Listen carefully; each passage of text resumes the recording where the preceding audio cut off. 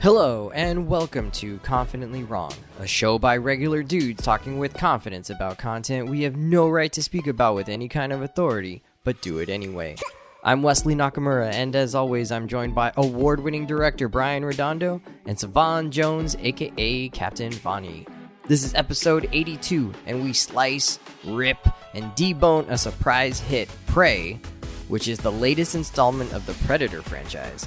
I'm confident that it's going to be the best show you've ever listened to, and well, hey, if it's not, you can always ask us for a refund.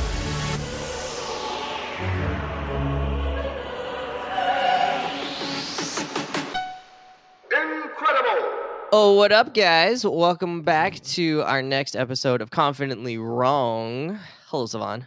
Hey, what's up? And Brian. Yo. Welcome. So we're going to talk about the movie Prey, and it has nothing to do with religion. It's all about. Damn, you are just going That in. is You good? on your What mind, happened? Wes. So, what happened to y'all? What happened? What's going on? Oh, in I thought that was Texas? I thought that was a good play on words. All right. No, it's a good play on words, but That there's mega also shirt. themes. There's also themes happening. What Joel Osteen pissed you off recently? What that man? That guy is a what a hustler. charlatan. He's a baller. All right, he's a all right. baller. Hustler, but he's a charlatan. He's a bag chaser. Oh my god! So Prey, it came out on Hulu a few weeks ago, maybe a month and a half ago at this point. It's been out for a little bit of time here, but we really wanted to get into it because it kind of took us by surprise, or at least me August personally. 5th. I didn't really hear about it. So it wasn't that long ago, less than a month ago. Just shy of a month. And it turned out to be really enjoyable, and I think a lot of other people kind of had the same reaction, like, "Oh, this is a cool Predator movie," and it's not. I would not consider myself a Predator fan. I don't even think I've seen a previous Predator movie. We were just talking about that before the show started. I may have seen Alien versus Predator with Sanaa Lathan. That's the person I remember being in that movie. Maybe that's why I saw it. Love and basketball. Shout out. Okay, Wes. Yeah. Brian, are you into the Predator world? I mean, I'm kind of with you. Like, I've seen bits and pieces of the original Predator and Alien vs. Predator. Okay. I remember thinking that they're cool. Yeah. All I really know is get to the chopper. Like that. Is that a Predator quote? Yeah. Oh, that's Schwarzenegger. Yeah. Yeah, I know it's He- Schwarzenegger. I didn't know it was a Predator quote. Yeah, 'cause the he's Predator telling is the rest of hunting his them. team. Yeah, it's like get to the chopper. There's a predator out there, for dating. enough. Savon, are you into Predator? So yes, actually, despite my absolute hate of horror movies, I Yeah. think the violence and action of the Predator movies overwrites any of the suspense horror parts. So I've seen the first Predator. I've seen Predator 2, that's in like New York City, the concrete jungle. I've seen Alien versus Predator. I've seen the Predator movie with Adrian Brody, which was a really good one, where Adrian Brody and Lawrence Fishburne was in it. Oh, really? That was actually a really good one. They're on like an All right. alien game preserve. Yeah, I've seen pretty much all of the Predator and then the Alien versus Predator crossovers and a lot of the Alien movies. So I'm actually a pretty big fan of. The movies can be hit or miss, but I'm a fan of the franchise conceptually. Sounds We got good. a Predator stand. Okay, well, so They're maybe you can cool. answer this. Is the design of the character, right, with I think the most. No, that's not true. One of the most noticeable, designs of the character or character traits of the Predator is having the long locks, right? Yeah. Do we know where that comes from? Like, was this in the 80s? Rastafarianism. Yeah, but like in the 80s, was the set or the production designer just like, you know what? We're gonna make this like, what's scary? They're like people No. wearing dreadlocks. Is that what's going on here? Oh boy, Wes. Like, why would the No, alien Wes. race have dreadlocks? That makes no sense. Given their face, like, look at their face. Why would this, race have dreadlocks? It didn't register with me. I'm like, were these people like being like kind of racist when they started the show? Back in the 80s? I don't think that. You don't think so? Okay. I don't think that was the roots Not of even it. like subconsciously. No, because it's a mix of just all kinds of ridiculous. Like, it's similar to when people made the original Alien thing. It's just meant to be a bunch of stuff because the face is meant to be more like an insect reptilian thing. Yeah, but he doesn't then come with they a have these do-rag. mandibles. I mean, And then like Wes, I think you're the one who was perceiving it this way. Okay, all right. I didn't know if I was reading too much into it, but it felt. I think you're reading it was a way question. too much into all right, it. It was a question I had. I was like, I don't know. Like, are we trying to, make the Predator stand in for black people here? Like, and they're the villains. The dangerous black man. I don't know. There. Okay, so I read too much into that. It's fine. It's fair enough. Savon If says, anything, he's no. the cool black guy. He's the cool black guy. All right, fair enough. I mean, he was trying to kill, Arnold Schwarzenegger though. Like. Yeah, but you're also Carl. What's his name? Carl Weathers. Carl Weathers is in this too. There's a lot of levels. He's the one that hires Arnold. No, it's just like I wouldn't read into it. And also, I actually pulled up an article from the special effects supervisor Stan Winston, who designed them, and he said they were kind of meant to be more like a headdress quill porcupine vibe, leaning into just them being these otherworldly creatures. Either way, I never interpreted it that way. I just thought they were clearly meant to be hunter predators, but then beneath the BA sci-fi mask, they still just look like actual monsters with the mandibles, the scales, all of that. I'm glad you didn't go with super predators there. Thank you for not doing Oh, boo. I want to get him out of here. Go away. He's already ruining my Clinton. favorite movie. All right, Brian, what you got? I was just going to say, I love that Wes totally sprung this on us. This conversation is not part of our show notes at Definitely all. Not at all. I'm the one feeling predated here. Like, what is going on? All right, well, let's get what into what do we to you? Flash. Let's just. I thought I was going to explain the premise of the movie, Brian. I was like, all right, cool. I can give them 30 seconds of what if you don't know nothing about Predator, and we went way left field. Sometimes you got a thought in your head that needs to come out, and that one Put it came in out. the damn notes. Well, if somebody made the notes ahead of time, maybe I would have. You still could have put it in the notes. We had time. It was spontaneous. I just went with it. Savon, what is the premise of this movie for those of the folks out there who either don't pay for Hulu or don't want ads in their streaming services and haven't seen the movie yet? Shout out to them not putting ads interrupting the actual movie. I would have committed an act of war against them people because I'm still trying to get my mom. Or I would have just paid the $7 for no and ads. we already talked about how my mama paying the Hulu. That's not me, so that's a Meredith Johnson decision. Anyways, the premise of these movies is that the Predators are these extraterrestrial, highly advanced race. So they have spaceships, deep space travel, highly advanced weapons and tech, invisibility, all kinds of just dope sci-fi weapons. They also are a hunter-based society. So their entire culture in the movies revolves around hunting worthy adversaries. So basically the equivalent of like an intergalactic big game hunter. So their whole thing in all the movies is they go to a planet, which obviously for us ends up being Earth, and they seek out the most worthy prey in order to hone and challenge their hunting skills. It's like trying to catch a cheetah or a lion kind of thing. Yeah. Some do it for, like, it's a mix of some do it for competition, some do it as like rites of passage. Either way, they're here to hunt something. They do, however, have some very loose rules that they tend to selectively follow, mainly being that as it serves the story, as it serves them, as it serves them. As soon as it's not convenient, they throw that out the window. But they have a policy of not hunting beings that are unarmed or don't pose a threat to them. So a big theme in the movie is that if you're unarmed and don't try to fight the predators, they'll generally leave you alone, or if you're injured or incapacitated. But if you decide to have a weapon or be a threat, they will absolutely full send it and murder you and skin you post death and wear your skull as an ornament. So yeah, the premise of the movie is that we have a predator who comes to Earth during like the 1700s? Yeah. 1719 or something. Early 1700s. In North America, in the lands of a Comanche tribe. And so yeah, we have a predator there doing hunting stuff who comes into conflict with a Comanche tribe who also, as it turns out, is doing a lot of hunting stuff. There's also French trappers involved, but yeah, it becomes a case of we're hunting, and how does that hunting conflict turn up for these people who are just trying to live their life? For sure. I mean, and they're in danger, right? They are an armed tribe. Like they are a threat in some ways, right, to the predator, or viewed as a threat. Yeah, and the Comanche tribe, historically, I believe were like revered as a very strong warrior people. So this isn't just we're people who have weapons. Like, no, we have a actual culture of hunting and battle, which leans into the worthy opponent predator piece of the movie. Yeah, so I'm not sure what happened with the decision making here, but this movie only pretty much came out on streaming on Hulu, so most people are going to be viewing this at home, in the comfort of their living room or on their laptop.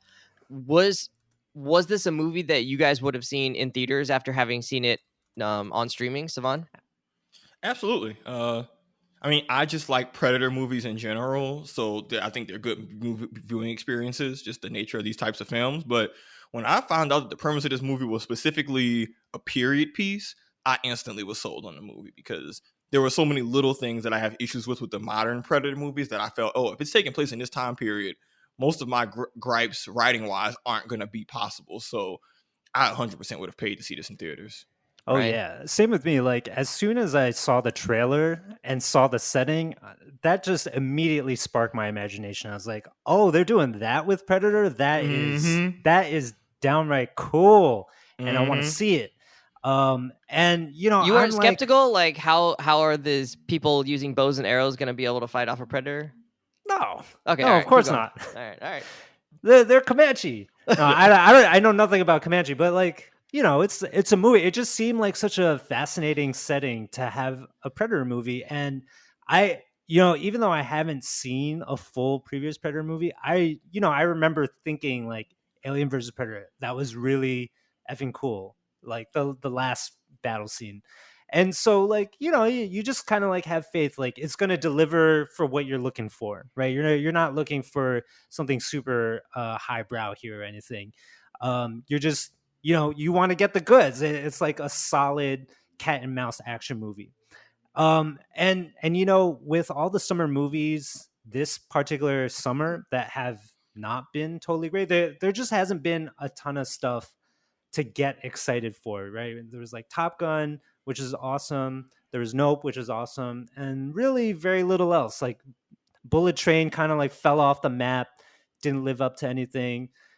So I'm like really sad that they did not release Prey in theaters. This and the Netflix movie Day Shift. Like Oh, both of really? these things That looks seem silly. like That was good. perfect. They seem like Right. perfect summer movies, right? Like just really like fun popcorn movies that you want to have a good time with during the summer. And I think they missed out, particularly on this one, especially because of the setting too. It's just so unique, and you have native people in through and through the entire cast. Like, there's like no one's in brown face here.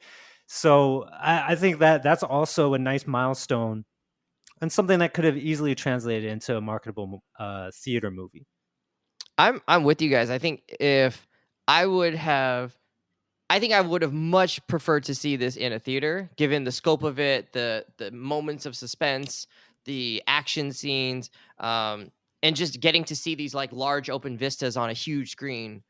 I think this was made for a big screen, and I think they kind of messed it up by not putting out in theaters, and that's fine. I mean, whatever. I mean, it's just a choice that they made. Uh, but I'm also on the side of like, now that I've seen it, I don't know that I would see it again in theaters and pay like an extra amount of money to go see it a second time. So trying to answer my own question, yes, I would have seen it, but I didn't know about it. So I wouldn't have committed in the first place to go seeing it in a movie unless a bunch of people were like, hey, you need to go see this in the theater. And then I wouldn't, now that I've seen it, I wouldn't go see it in the theater because I've already seen it once and I don't need to see it again. So I don't know where that lands me. It's confusing. But how many movies would you actually go see again, though, in a theater? Like a second time. Yeah. I think if I had seen Top Gun on my computer or something, and then someone else was like, hey, you want to go see Top Gun in a theater? I would have been like, hell yeah, let's go see it. So like a movie you're a fanboy for. Yeah. Which for most people they would go to the movies and see it a second time. Also, you probably would have seen it in theaters if they had promoted it as a theatrical release. Like a big part of why, that's yeah, a part I don't of it know, too. maybe. But I'm not into Predator, like I wasn't necessarily caught by the premise. I really just caught on because of word of mouth. So many people on like Twitter were like, hey, Prey is great, da da da da. But I didn't think anything of it except like, okay, well, I could see it because it's on Hulu, but not because I was like, oh yeah, now I'm gonna make the effort to go to the theater. But I think that was just me not knowing what to expect and not having been into the Predator movies, and just time wise, I didn't have a ton of time this summer to be in the movie theater. All right, let's keep going. How did we feel about Naru, played by what's her name, Amber?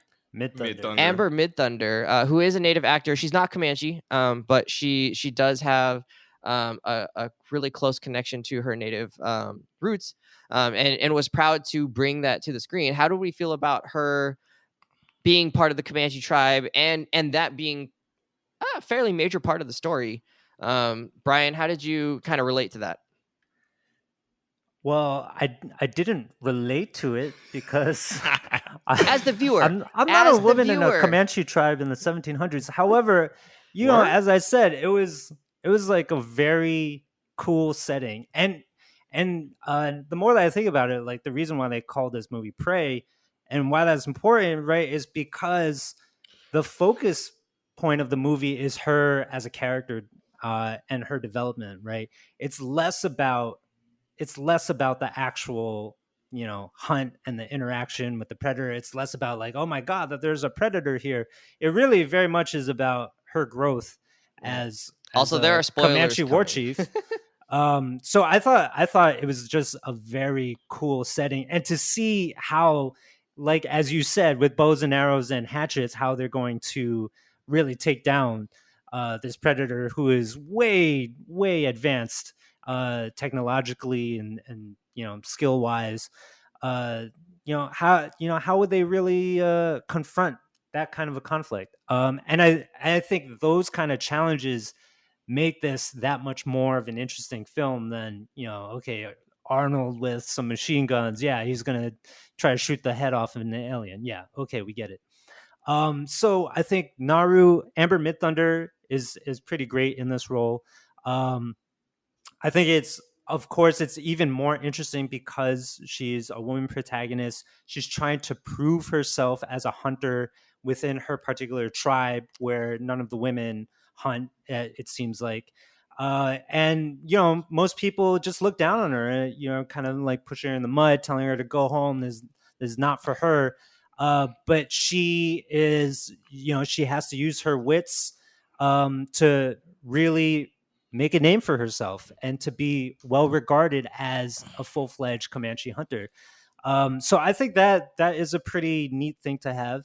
I do think that the movie kind of leans into it way too much, though. I think it starts to get heavy-handed throughout the course of the movie.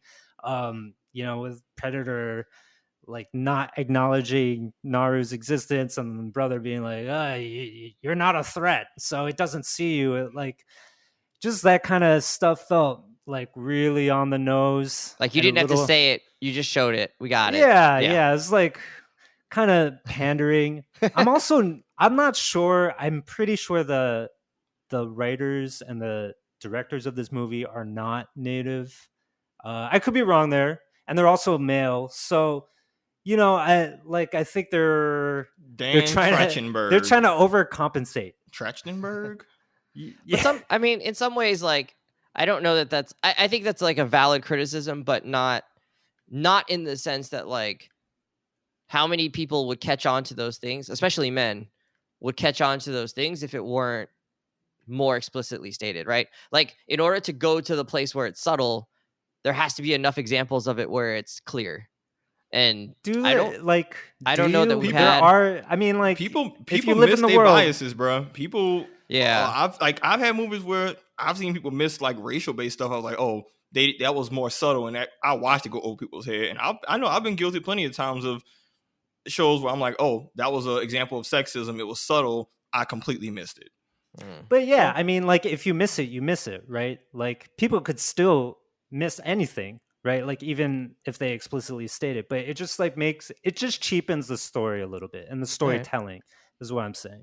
So Brian hates women. I mean, got it. We all know you have the mantle on that one. So, but I love women. That also sounded Got mad like, respect for women. Anyway, all people. But I think the setting was good, and Amber Midthunder, I think she's kind of a standout performer in all of this. She also made a cameo in Reservation Dogs in the most recent episode, and she is effing hilarious in that. So to see her in that and in Prey, which is a very serious role, obviously, she's a real standout. I'm looking forward to what else she's going to come out with. Nice. Savon? Yeah, I was a big fan of it. One, I'll say this in the pre-show. The Predator storylines are so straightforward, and okay, you're gonna have a cat mouse hunter story. Don't make it more complicated. I think the other Predator movies struggle with making things too complicated. You have a bunch of predators, and you have infighting, and you throw in the aliens and the government, and it's just there's too many people all fighting over different stuff. This was just a much more contained conflict, and I thought that worked better. I think the part that maybe I'll talk about this maybe on the next question, but Talk about it now. I'm gonna skip the next question. All right, cool. I liked how they used Naru and the Comanche tribe. I think the biggest thing that stood out to me was one, I love that they took advantage of Naru. Her success was kind of hinging on leaning into all elements of her person. So I actually like that she took advantage of her being underestimated. Like she even says in her little personal monologue, I'm going to actively weaponize that against you. And that's key to the final plot, the final act of the show. It shows her hunting competencies that were always there from the beginning in the movie from we saw. But also we saw that she still is skilled in medicinal, just in medicine and all of that. So I really like that she uses her full, it's not just, she's a hunter and makes things work. It's like, no, she's a hunter, a gatherer, a trickster. She uses all elements of herself to get ahead. And if she doesn't do all of that, then she dies. So I appreciated that. And then the Comanche tribe, I really enjoyed the use of them mainly because they did so a lot of movies are bad about having characters do y'all know what jobbers are? Explain. A jobber is a wrestling term to describe somebody who loses a fight to make someone else look good. So it happens a lot in movies where a character who's kind of meant to be cool loses, and that establishes the threat of the bigger thing. So like in Dragon Ball Z, Vegeta always gets beat up because he's strong, but if he's beating up Vegeta, it's really strong. So, certain people end up looking bad. So a jobber is not a good thing. The tribes people weren't jobbers. They all died, but they died fighting very competently. Even the chiefs, when they're fighting the predators, despite his superior tech and tactics and them not knowing the matchup or the scouting report, they still get some quality licks in. They get some quality stabs in. It's not just them. They get slaughtered, but after multiple fights, the predator is off healing and licking their wounds and getting their act together. And so the conflict didn't feel as one-sided as it ultimately turned out. Like the predator wins beating people, but it's not just so they curb stomp everybody. Like, no, you won, but you're leaking. You took some licks. You got stabbed. You had to start fighting dirty. The other Predator movies, I don't think were nearly as good as kind of having a really good sense of balance. And so I thought the balance in the fights really was what made the movie go from good to great for me. And I think because they're also them getting hunters. stomped would have made Naru's victory look cheaper too, because it was established that plenty of people could get some damage on a predator. They just couldn't bring it home. And so that means her using all that knowledge she's gotten throughout the movie, it makes the win feel more earned, because it's like, without all this crap that's happened, there's no way you would have won. Yeah. Yeah, and I think the fact that they're focusing on the Comanche hunters, who themselves have a very specific way of hunting. They're proficient at it. They're skilled. They have conditions for all of it. And I think that is a really nice juxtaposition with predators, right? And, they're doing the exact same thing that the predators are doing. So I think just having those two groups face off in this, I think is a really neat thing to do. It wasn't, like it wasn't like there's That's no better reason than for these- mercenaries. Right, exactly. Like mercenaries are just, are just killers for cash, right? Like, I think because Comanche and Predators were so similar to each other, I think that dynamic and that clash between the two is kind of like what made this movie feel a lot better than some of the other Predator franchise entries.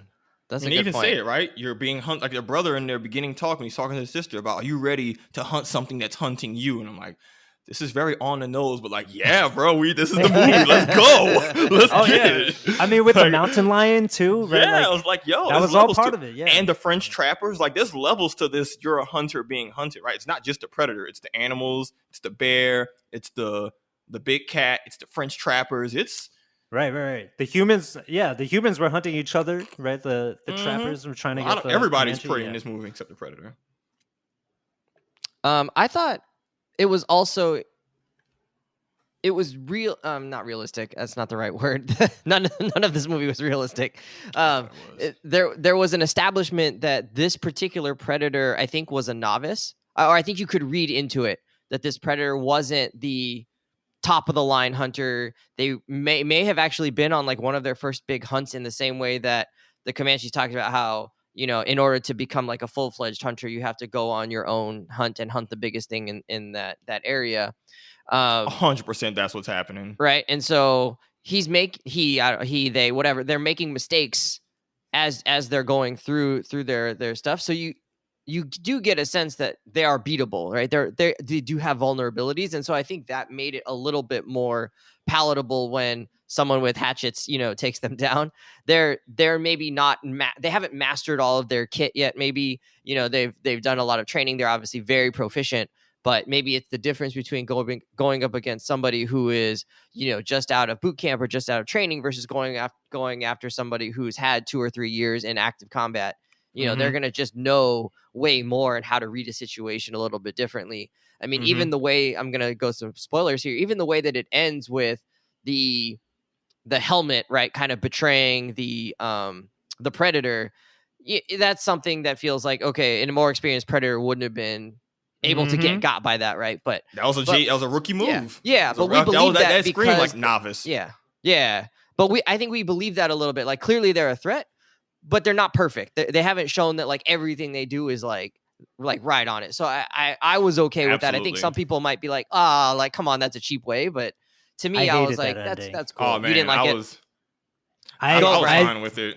I did not like that ending. I mean, like, I appreciated that Naru outsmarts the predator. Yeah, that works. That makes sense. And making herself cold, I thought that was like important. Like, that was using like the how mud she pit figured at that the out. end. Yeah, she's proven throughout the entire film that she is very strategically minded at hunting, and you know, all of that paid off, except for the helmet. Because to me, like, she observes how the helmet works earlier in the movie, because it fails earlier in the movie, right? Yeah. And then for the predator to not know that its guidance system is based off of where the helmet is looking, like, to me, the that helmet was just over on the side, though. I think that was the thing. Yeah, I think there must be a setting where it just goes, right? Where like he could just shoot straight and it would work without the helmet.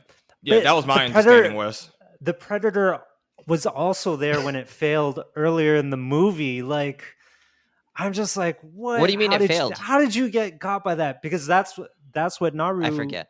That's what Naru she observes. knocks the helmet off of them. Or the brother knocks the helmet off of it. It shoots the tracking thing, and then it misses. Oh, and not the person. Yeah, it misses, and Naru realizes, the helmet is the tracking system, is the aiming device. And I'm like, this predator who, you know, has all this. He thought he could free equipment. Aim it. Doesn't know how the equipment works. Like, come on. I thought it was a free aim snafu. Yeah, I took it as if he's not using the helmet, he can still just blind fire it. I don't know if that's the right terminology. No, Wes. No, you're right, Wes. You're on the same page, right? We're on the same page. That was my interpretation. He didn't realize it was in the area and it was going to take over the guidance of the spears. And then it was aimed in a way that was intentionally meant to kill them. Because I could get, like, you know, I play GTA. I have homing missiles, and there's times where I'm like, I'm going to just free aim the missile because that's the better shot. And, like, in my brain, like, that makes sense. It just turns out you got okie doked. Yeah. Which, you know, it happens. Which, by the way, I would want to just add to this. Mistakes were made. Go ahead. I just want to add to why I love the set piece again to the movie time period wise, because I know y'all haven't watched a bunch of the other Predator movies. In other movies, they have full body armor generally, way better like metal mask. They have like you talking about the Predators? Oh yeah, you're talking about Predators. They have like shoulder cannons that shoot actual energy blasts. I want to really establish that for this movie, they toned down the Predators' gear significantly, so that they weren't just as completely busted as they are in other movies. I mean, they haven't been invented yet, maybe, right? Like, maybe those haven't been developed. Yeah, it just either way, regardless of the writing, it works for the setting of the story. But that lends itself into why I bought the ending, Brian, because I'm gonna just list briefly some of the snafu / licks that the Predator takes through this movie. It fights the wolf, it kills the wolf. The wolf absolutely gets a good bite in. It fights the bear. the bear is winning the first half of this fight. True. Let's not pretend that bear started beating that predator's ass. And then the predator got serious and was like, all right, hold on a second. But let's not pretend the bear wasn't putting in work. That bear was dragging homie away. Like, hold on, where you like, let's hold on. That bear was like not playing. It was straight up Elden Ring bear. Yeah, like that bear was putting in work, right? When the predator fights the Comanche warriors, does it destroy them? Yes, that predator eats multiple arrows, gets speared and stabbed multiple times. It's bleeding, for sure. They bleed, and they have to, there's a point where they have to literally seal and heal their wounds after a fight, right? Ooh, So that it was gets cool. hurt.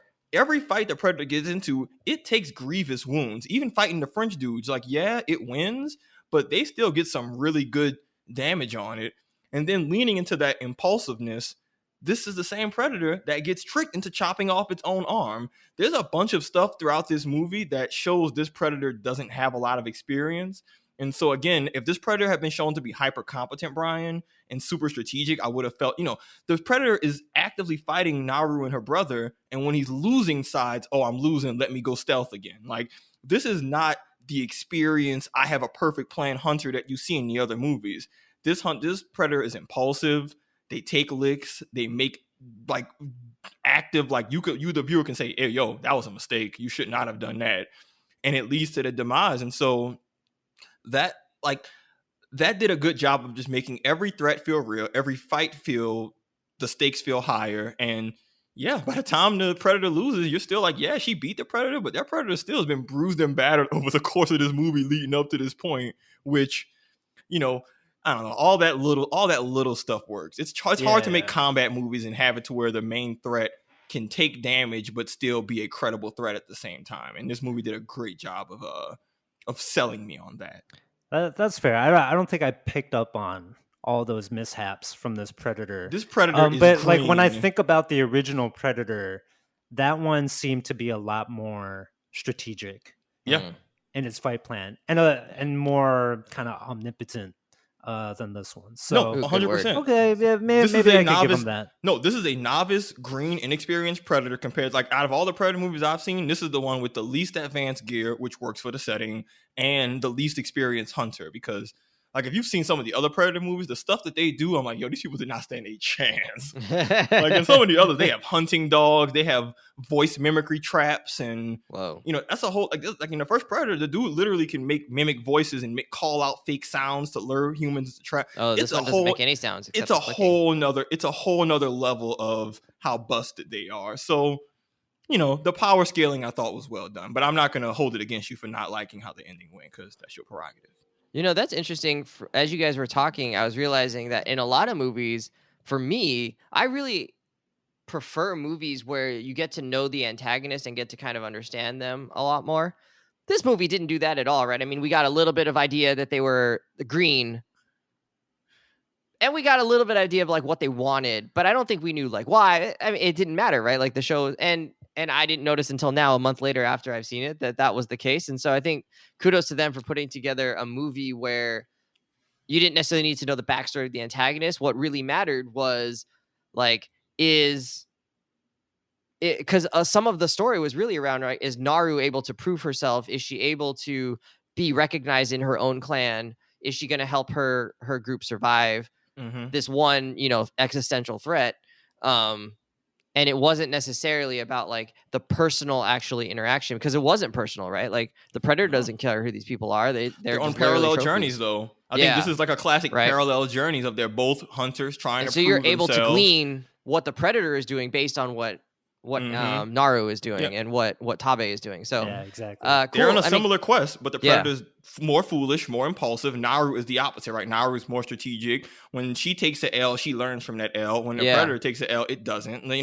It's for a nameless monster. A little bit, they actually did a great job of characterizing it. Because the predator doesn't learn from mistakes. The predator's taking licks and taking heavy blows the whole movie when they have a stealth suit that they clearly don't have qualms about using. So that's more of just arrogance and thinking you're hot stuff than actually being a bad hunter, which maybe that goes hand in hand. But yeah, so we might not have the backstory for Predator, but we understand the character of the Predator. That's a good point. I think we understand how it handles itself, which is what makes it work. Which is more than any other Predator movie. Other Predator movies, they like to hunt. This one is like, no, they hunt, but you actually like I actually kind of understood its mindset of like if we were playing a game, West, where we had to be the predator in this game, we wouldn't have played the game like that. No, you know? for sure. But we have friends who would have played it like that. And so Tyler, Raise my hand. so it's that's fine. But just that in itself is its own form of characterization, which again works for most movies that have a monster. They're really meant to just be a force, not something you can understand. Damn, I just had to level up this movie then in my brain. Like, oh, that was some good movie making. Given that he didn't have speech, he didn't even interact with a single other predator in the movie. Like, for them to be able to fit all of that into his action and his movements, it's pretty impressive. Trappers use the power of teamwork, and the predator dies because it underestimated Naru because it was like, yo, all right, you sleeping on her and. She knows that, and she's gonna weaponize it against you, and that's why you lost, and that's why she's the better hunter. All right, I think we've really kind of answered the last couple of questions. So maybe is there anything else you wanted to add to your viewing of the movie, and maybe even like should other people see it? Would they enjoy it? Is there a person or a type of person who wouldn't enjoy this movie? Where are you at on this, Brian? I think if you just like good action movies. I think you'd be into it. But I don't think liking action movies is even a prerequisite to liking this movie. I agree. Yeah, I don't. It's just pretty. There's a lot of suspense. There's a lot of suspense. Naru as the protagonist, who we spend lots of time with, is immediately likable and somebody you want to root for. And the setting is fascinating. Right? Oh man, the dog like. Through the whole movie, and was like, "Don't kill the dog." If they kill this dog, I'm turning this shit off. I also don't know why she speaks in another language when talking to the dog, but then all the other dialogue is in English. It's kind of weird. You gotta have the people at home. You gotta throw them a bone. So they're doing what Lord of the Rings. They're not doing what Lord of the Rings chose to do. It's like, all right, look, we gotta give them something. But yeah, I think like there are a lot of things to latch onto in this movie, right? There's the action, there's the suspense, yes. There's coming of age story. There's the coming of age. There's the woman against all odds. There's the historical setting. There's just like understanding colonialism still happening. The Comanche lifestyle. Yeah, like the French trappers is really fascinating. So you're interested. But they're not in a monolith. The there was like a nice guy. There was a nice French trapper. Oh yeah, absolutely. Right. And like even the use of the medicine, I thought was really interesting and got me thinking about like Chekhov's medicine. It's like, yep, right in the beginning. It's like, hey, I was like, ooh, that's interesting. Chekhov's medicine. They made it work, and I was like, yo, okay, this is like I said. I like they tied in her medicinal background and all that. Into yeah. And I mean, it got me wondering like how much money do these pharma companies own native people for like even like discovering some of this stuff? So like all of that, I think there's plenty of stuff to like in this movie. And then when you just get to the core action, the fight scenes were good. They were really good. Yeah. And seeing Naru, I think when she's fighting alone, not the final fight. The trappers, you said the camp fighting the trappers. Yeah, when she's fighting the trappers, that shaky cam one shot. Oh, vicious. That was awesome, and they're all surrounding her. Like that was just. And she's also still getting her ass beat too. Movie. Yeah, like, she's also getting. That's what I like. If you're gonna kill the whole squad, just like with the Predator, right? I'm okay with characters beating a bunch of people. But I need you to get your ass beaten in the process a little bit. You'll get Unless hurt you're like too, capping right? the elevator. You need to get some ass whooping on you. Absolutely. Like you want that element of danger in those fights, and that's what makes them feel like really nice and good. But the choreography too is just really slick. So yeah, through and through, there's plenty to like in Prey. And so I would say in a movie that's been absent with a lot of like fun hit popcorn movies, this is a good one. Yeah, like definitely if you got Hulu, go check it out. There's like no reason. It's not a bad movie. It's not like there's no reason to just not watch it unless you just hate gore and act. Like if you just don't like violence and gore, this isn't for you because people get slaughtered kind of brutally. But disemboweled. Disemboweled. It's pretty brutal. Yeah, like multiple people. Actually, that's like what? At least 3 different disembowelments: the bear, the wolf, At least one of the tribesmen. Yeah, and it's so Some dumb. skinned Like buffaloes. one of the most gruesome ones is where he deheads and de-spines the wolf. Like, holy cow, that was brutal. classic And it's Predator. just in Oh, that was silhouette. awesome. Yeah, that's just some Mortal Kombat. That's some classic Predator stuff. Whoa. Just, I That was like, fatality for sure. yeah, just like, oh damn.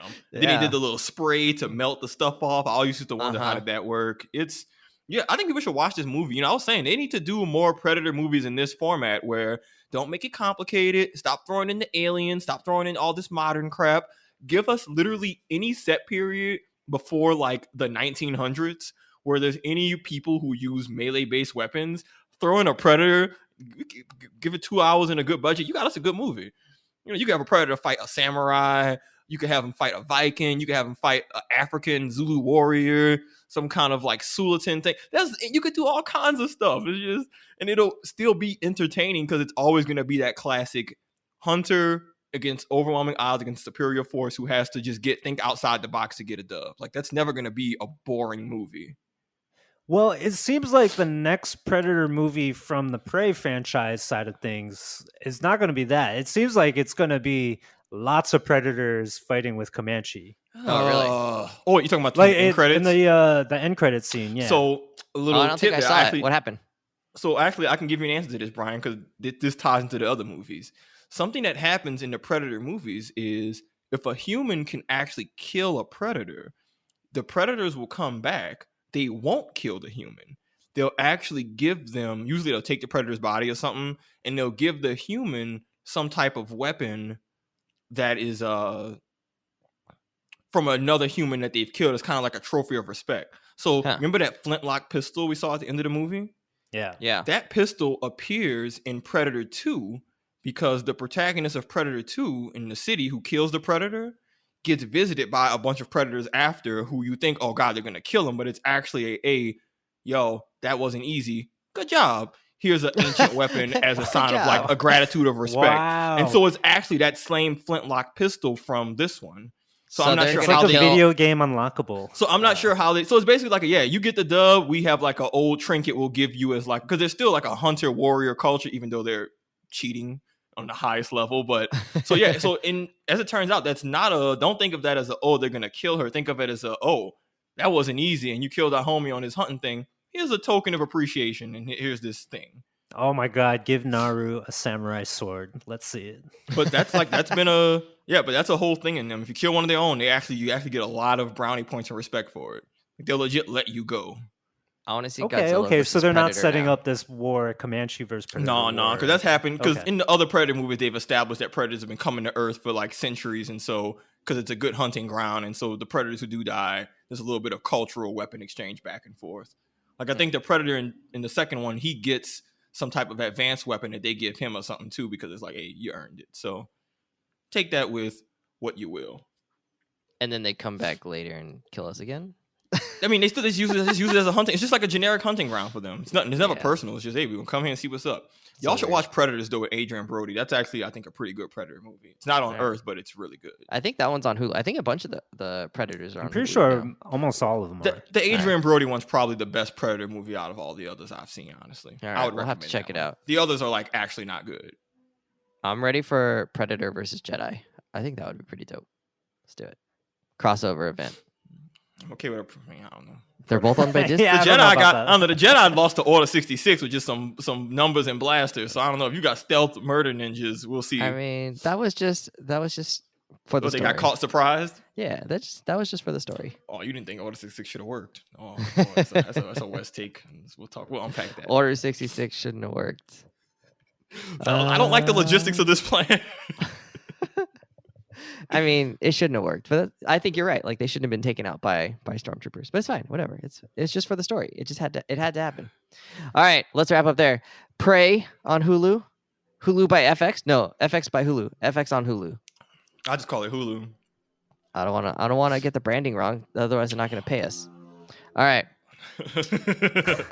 All right. Damn it! You missed your Shucks. paycheck. There goes my breakfast nook money. All right. Well, hopefully you enjoyed that. And if you didn't catch our last show, we talked about the new Lord of the Rings series called Rings of Power. The It's Rings on- of Power. Yeah, we're Yeah. bad about putting the into the shows we talk about. or Like, not when it's not there. I don't know. Yeah, what Brian said, we call it House of Dragon like so many times. Like, no, House of the Dragon. No, it's House of Dragons.